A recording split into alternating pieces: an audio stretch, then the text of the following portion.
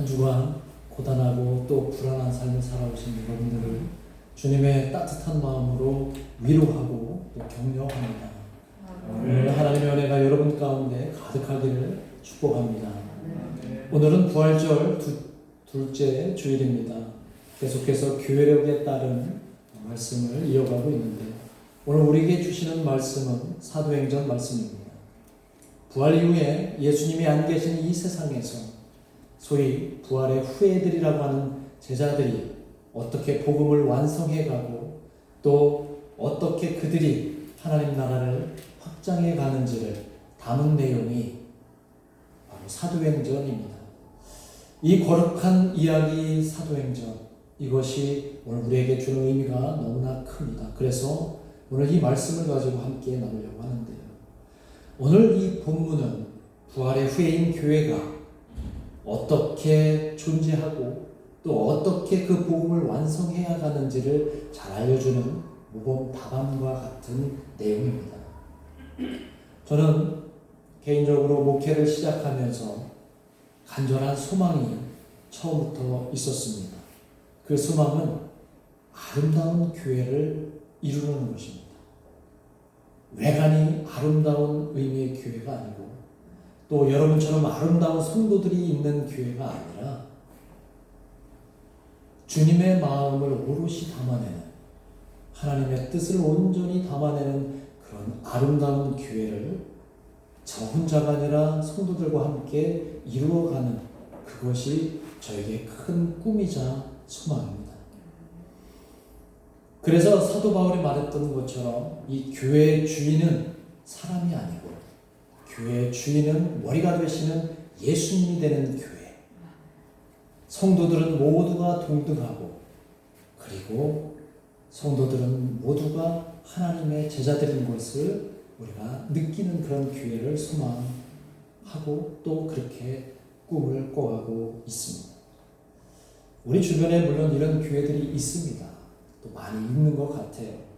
그런 교회들은 존경심이 저절로 우러나고 또 많이 배우고 싶은 교회들이 있습니다. 그런데 지금 이 세상에서 교회를 향해 불어오는 그 광풍이 심상치가 않습니다. 아마 이 세상이, 이 사회가 교회를 향해서 이렇게 몰아붙이고 거친 바람을 우리에게 몰아붙이는 이유는 교회가 교회답지 못해서, 교회가 온전히 본질을 취하지 못해서 아마 그들이 그런 우리의 교회 모습을 지적하는 것 같습니다. 그래서 우리는 이제 조심스럽게 회복을 이야기해야 될 때입니다. 그래서 우리는 지난주에 예수님께서 왜 부활하시자마자 갈릴리로 가셨는지, 그 이유는 회복의 의도, 회복의 의미가 있다고 제가 말씀을 드렸죠. 복음을 잉태한 그 갈릴리로 돌아가신 그 예수님께서는 완전히 실패한 제자들의 회복을 위해서 가셨던 거죠. 그리고 이제 그들은 부활의 후예로 다시 회복되어서 복음의 완성을 이루어갈, 장차 이 땅의 교회의 터로 자리 잡게 하셨던 것입니다. 사도행전은 바로 그런 회복된 그들의 이야기가 담겨져 있는,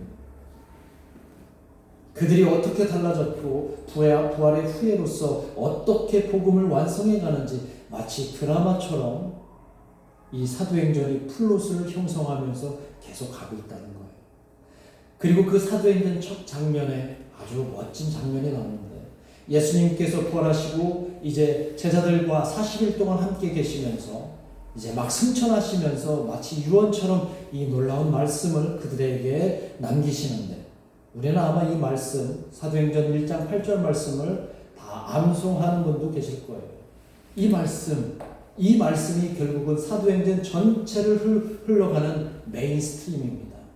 이 주 핵심이 되는 말씀이 이 말씀으로 처음부터 끝까지 흘러가는데, 함께 암송하는 분들은 암송하고 앞에 있는 말씀 함께 읽겠습니다. 시작.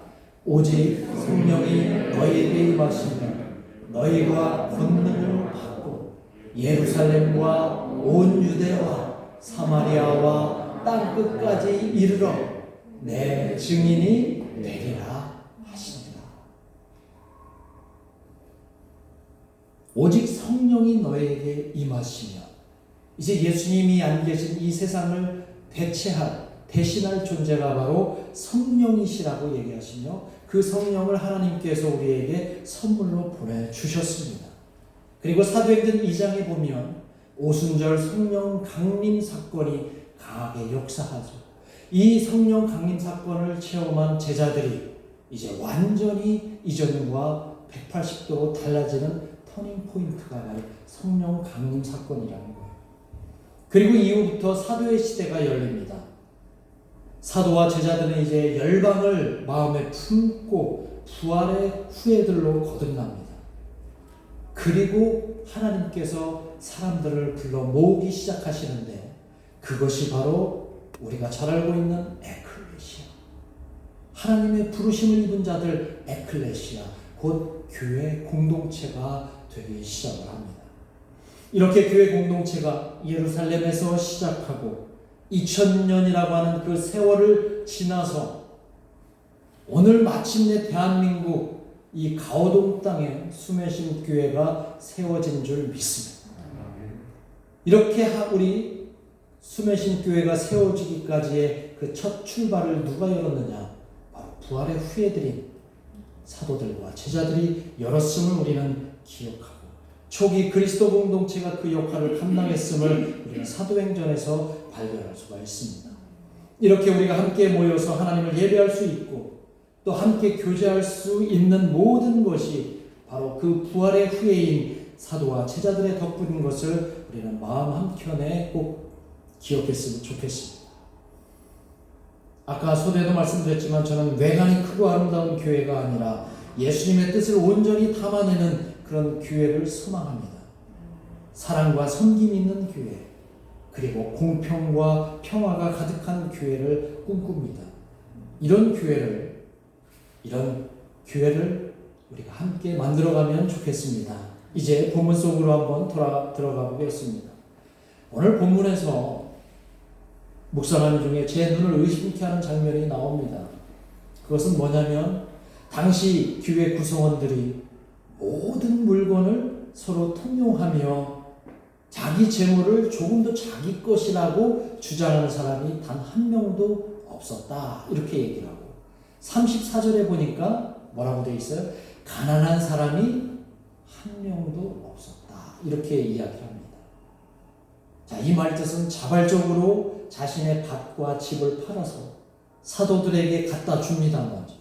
그리고 사도들은 아주 공정하고 공평하게 그 교회 구성원들의 형편을 따라서 똑같이 나눠줍니다.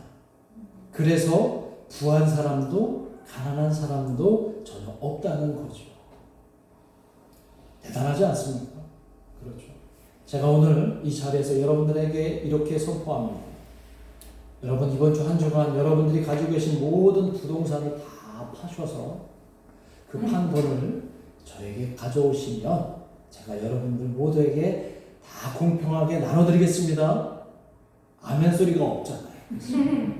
이렇게 선포하고 다음 주에 제가 예배드리면 아마 저 혼자 예배할지도 모르겠어요.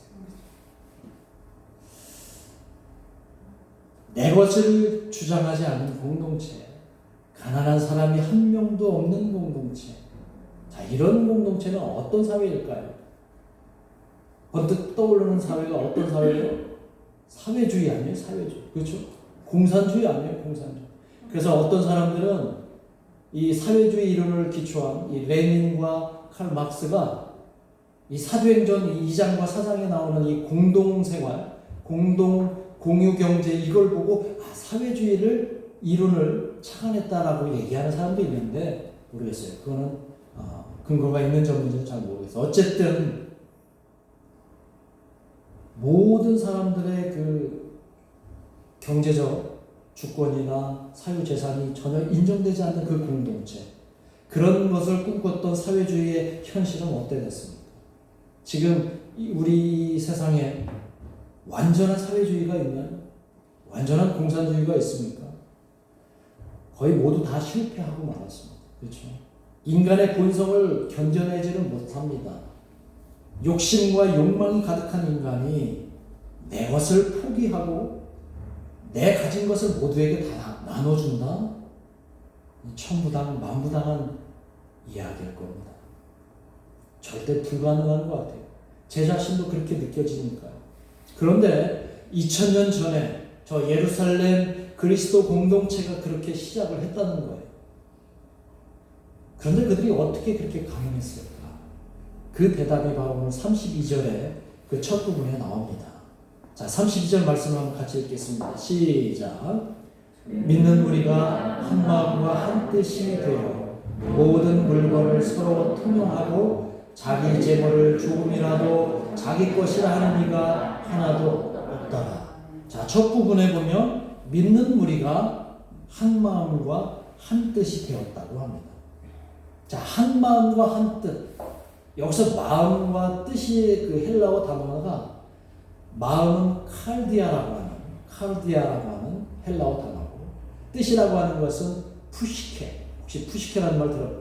칼디아와 푸시케라고 하는 헬라어 단어인데 또 다른 뜻을 갖고 있는데 뭐냐면 이 칼디아는 결단, 결심 뭐 이런 뜻이고 이 푸시케라고 하는 것은 우리의 영혼, 생명 이런 뜻이에요. 그러니까 초대교회, 초기교회 그리스도 공동체 안에서는 하나가 되었다, 한 뜻이 되었다라고 하는 것은 거의 목숨을 걸고 영혼과 결심이 서로 하나가 되었다라고 하는 거죠. 그러니까 이것은 어떤 이론이나 사상으로 하나가 될 수 있다라는 차원이 아니라는 거예요. 그것은 부활하신 예수 그리스도를 통해서 그 의미를, 회복의 의미를 우리가 온전히 믿을 때 가능하다라고 하는 그런 의미입니다.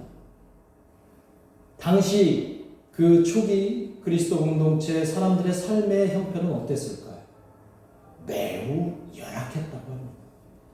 그 구성원들 전체가 거의 하루 벌어 하루 먹고 살아가는 날품팔이하는 노동자들이었고 제일 잘 나가는 사람이 하위직, 말단, 관리직에 있는 사람 정도, 대부분은 생산력이 없는 여성들과 노예들이 그 초기 그리스도 공동체를 다 채웠다고 합니다.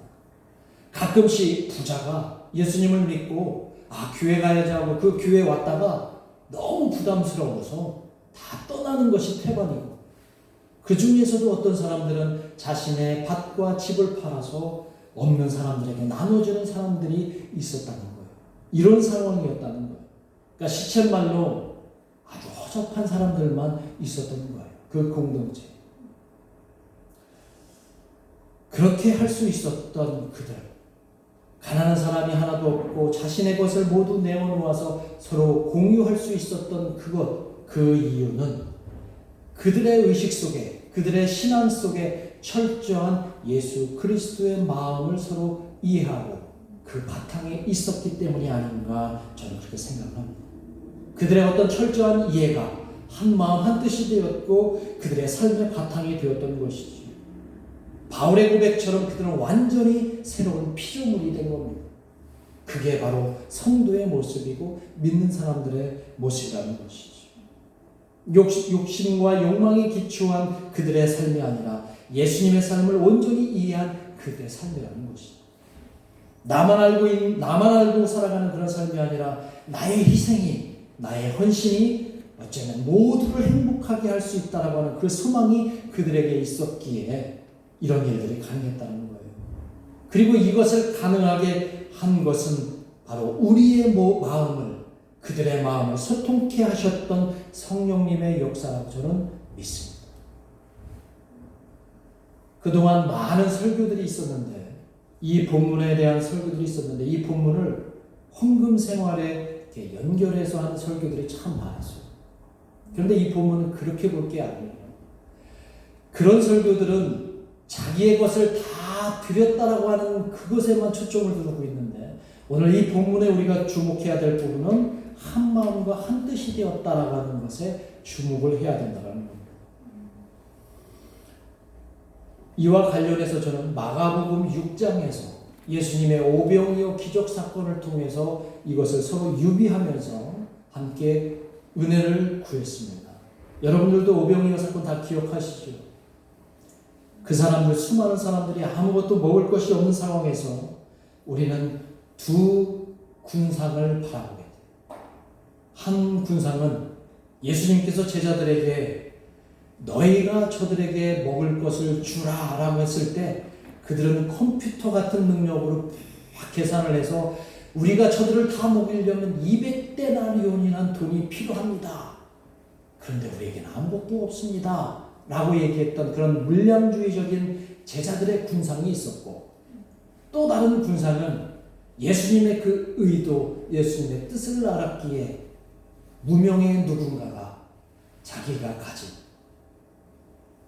떡 5개와 생선 2마리를 기꺼이 내놓는 군상이 있었다.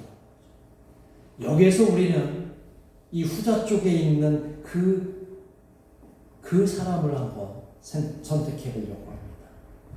그 익명의 그 누군가, 이름도 나오지 않는 그 누군가가 예수님의 뜻을 온전히 이해했기에 그 손길에서 기적이 시작되었다라고 저는 생각합니다. 마가복음 6장의 그 본문에 오병이어 사건을 다룬 그 본문에 보면 5,000명이 넘는 사람들이 모두 배불리 먹고도 남았다고 이렇게 얘기를 해요. 그것을 보면서 야, 대단하다. 그런데 우리가 그 본문을 평면적으로만 보면 이해하기 어려운 점이 있습니다. 왜냐하면 그게 과학적으로 납득이 됩니까? 납득이 돼요. 그래서 저는 조금 발칙한 상상력을 동원해서 그 본문 너머에 있는 또 다른 의미, 뜻을 한번 제가 재해석을 한번 해보려고 합니다. 자, 계산하기에 바쁜 제자들은 기적을 만들어내진 못했지만 예수님의 그 의도, 뜻을 온전히 이해한 그 무명의 손길이 기적을 만들었어요. 그렇죠? 아마 그는 자신도 굉장히 배고팠을 거예요. 그래서 이것을 꺼내놓기도 좀 부끄럽고 자신이 몰래 먹으려고 했다가 예수님의 그 의도를 아시고 그가 자신의 음식을 다 내놓기로 합니다. 그런데 그 옆에서 지켜보고 있던 사람이 뭐라? 이 사람이 저 아까운 것을 그곳에 모여있는 모든 사람들은 다 가난하고 어려운 사람인데 저 아까운 것을 저렇게 내놔? 그러면서 아마 감동을 받고 자신도 숨겨놓은 걸, 감춰놓은 거를 혹시나 꺼내고 그렇게 해서 풀어놓게 되면서 그런 마음들이 파도처럼 일렁이면서 모든 5,000명이 모는 사람들에게 그런 마음들이 작동하지 않았을까? 마치 IMF 때 금모으기 운동할 때 엄청난 사람들이 그 십시일반으로 내놓았던 그 엄청난 기적을 우리가 경험했던 것처럼 이 별거 다닌 떡 5개와 물고기 2마리가 5,000명이 먹고 남게 하는 그 기적의 역사를 만드는 것은 아닌가. 저는 그렇게 발칙하게 한번 상상을 해봅니다. 모두 자신의 것을 내놓으면 굶주린 이웃을 배부르게 할 수 있는 역사가 펼쳐지는 거죠. 2개 먹을 것이 있다면 하나만 먹고 나머지 하나를 내놓으면 됩니다. 2채 가질 집 한 채만 가져도 모두가 행복해질 수 있다는 거죠. 요즘 LH 사건 때문에 얼마나 국민들 마음이 심란합니까? 다 욕심과 욕망 때문인 거 아닐까요? 오병이어 사건의 이 클라이막스는 바로 마가복음 6장 42절에 있습니다. 이 짧은 본문이 그 본문 전체를 다 표현하는 것 같아요. 자, 한번 같이 읽어볼까요? 아주 짧은 본문이에요. 시작. 시작. 다 배불리 먹고. 6장 42절 말씀한 이 한 구절이 다 배불리 먹고라는 거예요. 이 말씀이 오늘 본문 34절에 있는 말씀, 가난한 사람이 하나도 없었다라는 의미와 서로 관련이 있다고 저는 생각합니다. 다 배불리 먹었다라고 하는 이 표현은 상징적인 의미입니다. 정말 배 터지게 먹어서 다 배불리 먹었다라고 표현을 했을까요? 이것은 마음의 배부름을 그렇게 표현한 것 같습니다. 그들은 배고프죠. 하루 종일 쫄쫄 굶었는데 그 적은 것으로 어떻게 배부를 수가 있겠어요?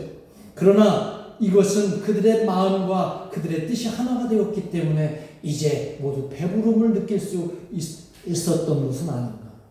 가난한 사람이 하나도 없었던 것은 아닌가. 이런 생각이 듭니다. 초기 그리스도 공동체 안에서는 가난한 사람들이 대부분이었습니다. 그러나 그들은 가난했지만 마음은 부유했습니다. 가난하지만 주변을 돌아볼 넉넉함이 그들에게 있었습니다. 내 욕망과 욕심을 내가 낮추면 나는 비록 가난해도 다른 사람을 도울 수 있는 그런 마음이 생긴다는 거죠. 그리고 내 마음은 더 행복해질 수 있다는 것. 부활의 후예인 사도들과 제자들은 이렇게 그리스도 공동체를 열었습니다. 그런데 안타깝게도 이런 정신이 오래가지는 않았어요.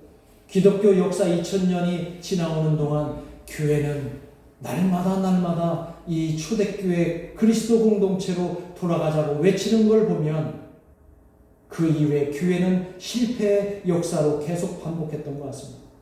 오늘날도 마찬가지죠. 우리는 초대교회로 돌아가자. 바로 이런 마음을 갖고 있는 것은 오늘날 한국교회가 너무 초대교회와 닮지 않았기 때문입니다. 우리 교회 역시 그때 그 교회의 모습으로 돌아가기를 간절히 소망합니다. 안타깝지만 세계에서 제일 큰 교회들이 한국에 다 모여 있다고 합니다. 그런데 그런 큰 교회들이 이 초대교회로 돌아가려고 노력하지 않는 것 같아요. 아직도 그들은 배고프다고 생각하는 것 같습니다. 제가 볼 때는 충분히 배부를 수 있는. 그렇다면 그들이 못 간다면 우리 수면신교회가 이제 시도하면 어떨까 생각을 합니다. 초대교회로 돌아갔으면 좋겠습니다.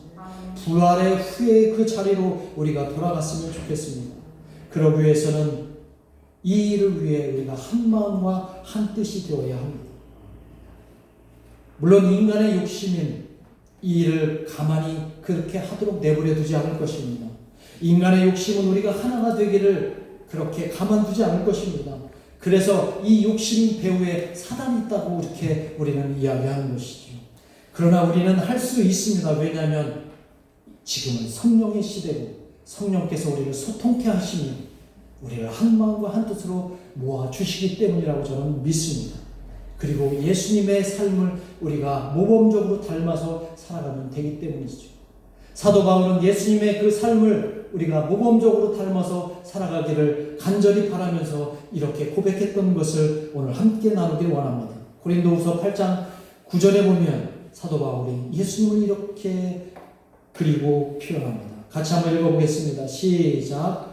우리 주 예수 그리스도의 은혜를 너희가 알거니와 부요하신 이로써 너희를 위하여 가난하게 되심은 그의 가난함으로 말미암아 너희를 부요하게 하려 하십니다. 예수님 스스로 가난하게 되신 것은 우리를 부요하게 하신 거라는 것. 이것을 우리가 예수님을 통해 배우면 우리가 가난하게 되는 것은 우리 주변을 부유하게 하는 것이라는 것을 사도 바울이 이야기해 주는 거예요. 정말 가난한 사람은 어떤 사람인 줄 아세요? 의미 없이 살아가는 사람들이 가난한 사람들입니다. 나밖에 모르는 사람들이 정말 가난한 사람들입니다. 그러나 우리는 이제 절대 가난하지 않게 살아갈 수 있는 길을 배웠습니다. 왜냐하면 우리는 예수님 부활의 후예들이기 때문이라는 거죠. 교회를 세워가는 예수님의 제자들이기 때문이라는 것이죠. 그리고 우리 마음의 이 부유함을 이제 우리 주변에 나누는 여러분들의 인생이 되기를 주님의 이름으로 축원합니다. 그리고 우리 교회가 그런 가난하지만 부유함을 나누는 교회가 될 수 있음을 믿고 함께 저와 여러분이 만들어가기를 주님의 이름으로 축복합니다. 기도하겠습니다. 우리 함께 합심해서 기도합니다. 부활의 후예로서 우리 수면신 교회가 초대 교회를 본받아서 이 세상을 부유하게 할 수 있는 교회가 됩니다. 이 시간에 합심해서 기도하겠습니다.